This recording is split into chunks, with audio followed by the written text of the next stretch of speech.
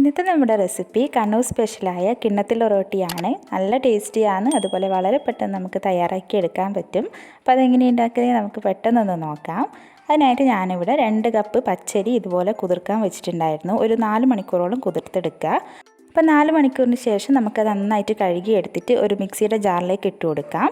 അപ്പം കഴുകിയെടുത്തതിൻ്റെ കുറച്ച് വെള്ളം ഉണ്ടാവും, അത് കുഴപ്പമില്ല, ആ വെള്ളം നമുക്കതിലേക്ക് ഒഴിച്ചു കൊടുക്കാം. ഇനി നമുക്കതിലേക്ക് ഒരു 1/4 കപ്പ് അളവിൽ ചിരകിയ തേങ്ങ ചേർത്ത് കൊടുക്കാം. പിന്നെ നമ്മൾ ചേർക്കാൻ പോകുന്നത് ഒരു 1/2 കപ്പ് അളവിൽ ചോറാണ്. നിങ്ങൾക്ക് ഏത് ചോറ് വേണ്ടിയെങ്കിലും യൂസ് ചെയ്യാം. പിന്നെ ഒരു 1/4 കപ്പ് ഇതുപോലെ ഒരു ചെറിയ സവാള ചെറുതായിട്ട് അരിഞ്ഞത് 1/4 കപ്പോളം വരും. പിന്നെ 1 ടേബിൾ സ്പൂണോളം പെരിഞ്ചീരകം, പിന്നെ ഒരു 1/4 ടീസ്പൂൺ നല്ല ജീരകം, പിന്നെ ഒരു 1/2 ടീസ്പൂൺ ഉപ്പ്, പിന്നെ അതിലേക്ക് 1/2 കപ്പ് വെള്ളം കൂടി ഞാൻ ചേർത്ത് കൊടുക്കുന്നുണ്ട്. ഇതൊക്കെ ചേർത്തിട്ട് നമുക്ക് നന്നായിട്ടൊന്ന് അരച്ചെടുക്കാം. കട്ടകളൊന്നും ഇല്ലാതെ തന്നെ നന്നായിട്ട് പേസ്റ്റ് പോലെ അരച്ചെടുക്കുക. നന്നായിട്ട് അരച്ചെടുത്തിട്ടുണ്ട്. ഇനി നമുക്കതൊരു ബൗളിലേക്ക് മാറ്റാം. ബൗളിലേക്ക് മാറ്റിയതിന് ശേഷം അതിലേക്ക് ഉപ്പോ മറ്റോ കുറവുണ്ടെങ്കിൽ നമുക്കത് ചേർത്ത് കൊടുക്കാവുന്നതാണ്. അപ്പോൾ എനിക്കിവിടെ കുറച്ച് ഉപ്പ് കുറവ് പോലെ തോന്നിയതുകൊണ്ട് ഒരു 1/4 ടീസ്പൂൺ കൂടി ഉപ്പ് ഞാൻ ചേർത്ത് കൊടുത്തിട്ടുണ്ട്. അതും കൂടി ചേർത്തിട്ട് നമുക്ക് നന്നായിട്ട് മിക്സ് ചെയ്യാം.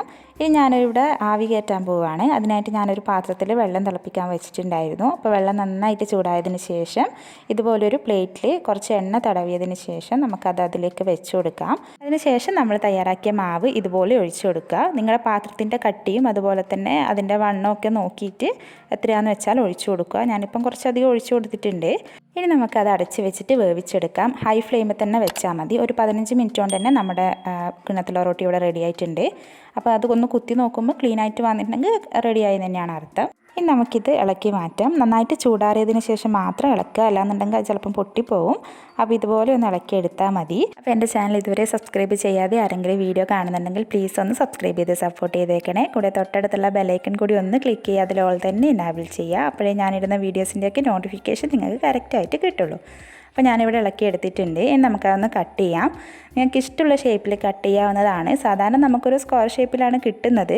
ഇപ്പോൾ നമ്മൾ റൗണ്ടിലല്ലേ ചെയ്തത്, അപ്പോൾ നമ്മളത് കട്ട് ചെയ്യുമ്പോൾ എന്തായാലും എല്ലാം നമുക്ക് സ്ക്വയർ ഷേപ്പ് കിട്ടില്ല, ബാക്കി വരും.